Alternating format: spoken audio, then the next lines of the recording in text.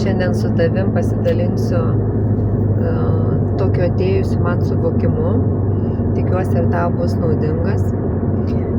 Tai jeigu seki mane YouTube kanale ar uždaroje Facebook'o grupėje, tai aš daug dalinuosi apie pastaruoju metu fizinę sveikatą, ar ne? Tas maistinės medžiagas, kurios mums padeda jaustis geriau ir išspręsti problemas sveikatos. Bet taip pat karts nuo karto akcentuoju, kad visą mūsų tą sveikatą sudaro ne vien tik tai fizinė sveikata, bet mūsų ir emocinė būklė, mūsų vidus. Tai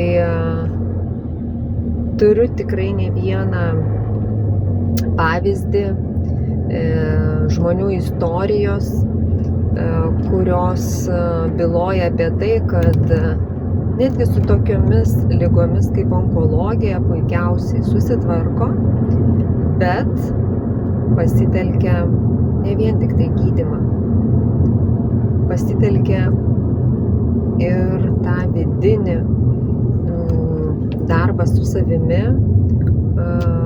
kuris yra nematomas mums, bet yra jaučiamas. Nes, kaip sakoma, kad ką susikūrėme išorėje, tai yra mūsų vidaus atspindys. Toks yra mūsų vidus. Ką mes galvojame, ką mąstome, kaip elgiamės, kokie mūsų yra nusistatymai, kokie įsitikinimai, kokios mūsų baimės, nerimas, tiesiog kažkokie apribojimai savęs. Viskas atsispindi iš mūsų vidaus į išorę.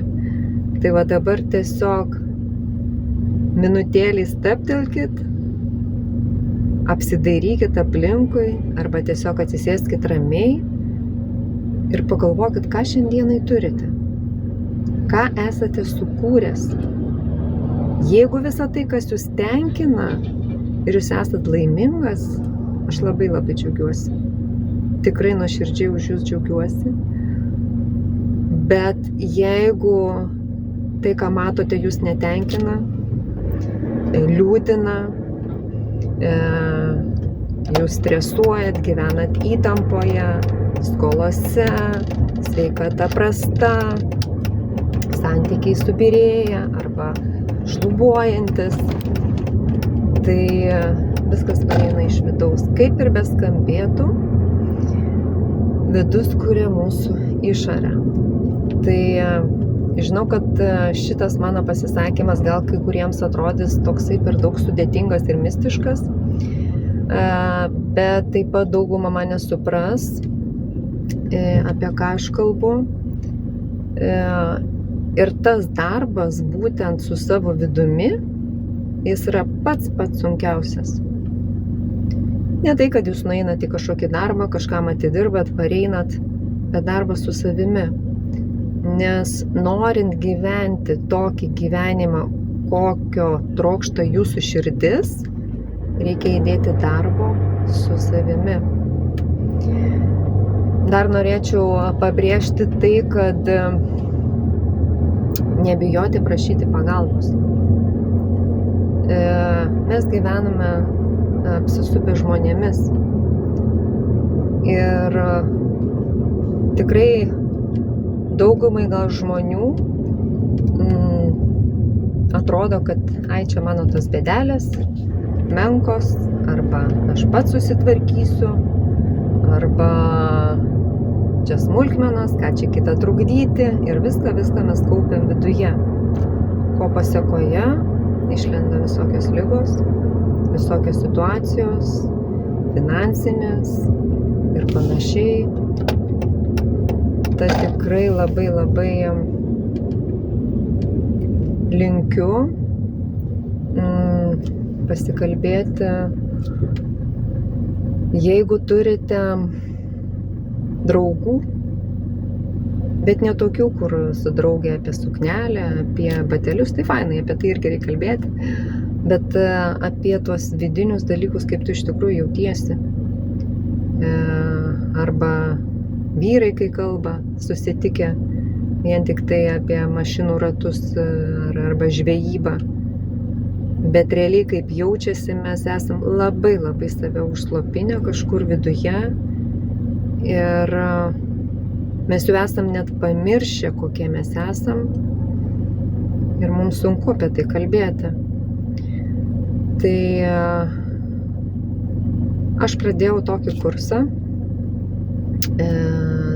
taip pat darbas su savimi, kuriame mane labai užkabino vienas toks pasakojimas apie auksinę Budos statulėlę. Tai jame pasakojama, kad kažkurioje šaly buvo ruošiamasi ją okupuoti. Vienuolyne stovėjo graži auksinė Budos statula ir vienuoliai išsigandę, kad jos neišvogtų, ją tiesiog apipylė cementu. Ir aišku, tą miestą okupavo, įvyko kaip ir galvojo, ėjo laikas, visi tie vienuoliai, kurie žinojo, kad yra ta statula auksinė, išmirė. Ir vieną dieną vienas vienuolis tiesiog besimelsdamas kažkaip užkliuvo už vienos kojos ir nutrupėjo tas cementas. Ir jisai pamatė, kad tai yra auksinė Buda. Tai sukvietė visus vienuolius ir jie tą Budą tiesiog atkrapštė. Ir tai buvo, ar ne, auksinė. Pamatė, kad visa auksu padengta.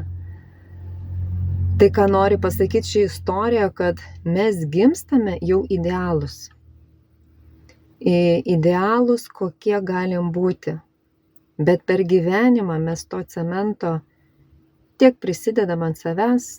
Tai yra tėvai, mokytojai, draugai, sociumas, daug kas sako, to nedaryk, daug kas sako, tai neteisinga, nebūk balta varna, nebūk tokia, ana ir taip toliau. Ir mes užsidedam ant savo tos auksinės versijos ir jau nebesuprantame, kas mes esame ir viską užslėpėme viduje. Ir va tas aplipimas tuo cementu mums atrodo, kad va čia yra jau tas mūsų gyvenimas, bet kokie mes buvom, yra giliai užslėpta. Tai tikrai linkiu, kas esate tokioje situacijoje, atkrapštyti tą cementą nuo savęs ir atrasti tą savęs grynuolį, tą auksą, nes visi mes esam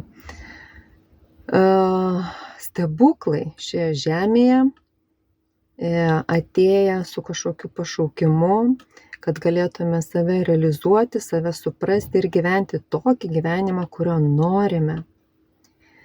Tai gan tokia jautri žinutė šiandieną, bet kažkaip man norėjosi ją ištransliuoti, kad tas kelias mūsų gyvenime, pats ilgiausias ir sunkiausias kelias šiais laikais yra iš proto į širdį. Tad linkiu, kad jūsų kelias šitas sutrumpėtų ir kuo greičiau gyventumėt savo trokštamą gyvenimą. Linkiu ir sau pačiai to. Iki.